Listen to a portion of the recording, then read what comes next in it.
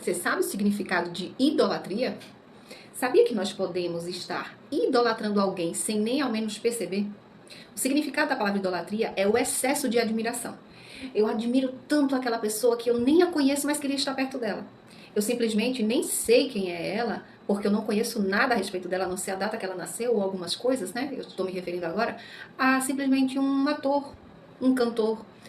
E eu sei tão pouco sobre ela, mas eu já admiro tanto. É tanta carência afetiva dentro de mim, é tanto querer ser o outro, que eu acabo idolatrando e querendo demais conhecer aquela pessoa no qual me rasgo. Eu me coloco em situações que eu nem me colocaria para qualquer pessoa, mas por ela eu me coloco. Isso é idolatria. Isso é um excesso de admiração. Lá em Êxodo 20, capítulo 20, versículo 4 e o 5. Olha só o que é que tem lá. Não farás para ti imagem de escultura, nem alguma semelhança do que há no céu ou na terra. O mandamento, depois ele acrescenta: não te encurvarás a elas, nem as servirás.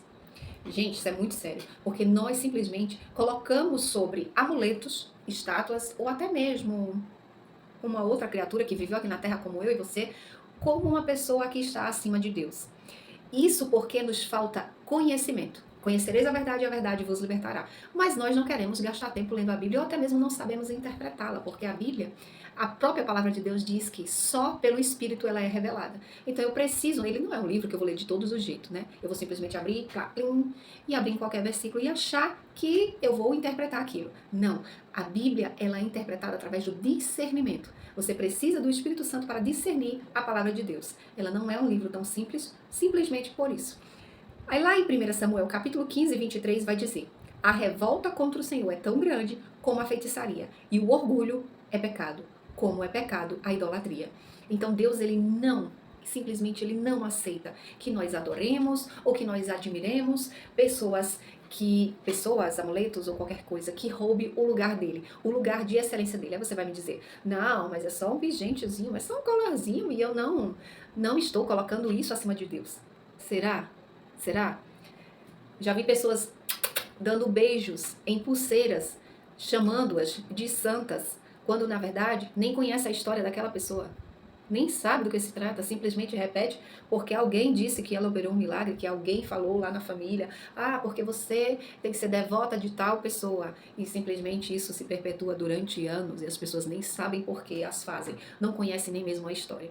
Então, se você é uma pessoa cristã e quer agradar a Deus, e você quer ter um relacionamento com Deus, busque a palavra de Deus. Ela quem vai guiar os seus passos. E o Senhor fala em sua palavra que só existe um intercessor. Eu vou colocar aqui para você ver. E esse intercessor é Jesus Cristo. Aquele que veio em forma humana e ele se doou. O próprio Deus o enviou. E ele se permitiu que seja feita a tua vontade. Assim na terra, aqui na terra, como também no céu. Porque tu és quem manda. Né? Em outras palavras, ele estava dizendo isso: tu, ó Senhor, és quem manda. E mesmo quando ele estava em uma situação onde ele sabia quanto ia ser difícil para ele, ele disse: se possível, aparta de mim esse cálice, mas eis-me aqui. Então ele se doou. E o próprio Deus nos deu como nosso advogado, nosso intercessor. Ele sim esteve aqui na terra e ressuscitou. E ele pode interceder por mim e por você. Apenas Jesus, ninguém mais. E se tem alguém que merece muita honra e muito respeito, é a Maria e o José. Maria foi escolhida, agraciada por Deus. Quem dera eu ter sido escolhida se eu estivesse naquela época. Imagine só, o próprio Deus enviando um anjo para falar com uma mulher, no qual ela foi escolhida, por ser pura, por ser de uma linhagem que adorava a Deus.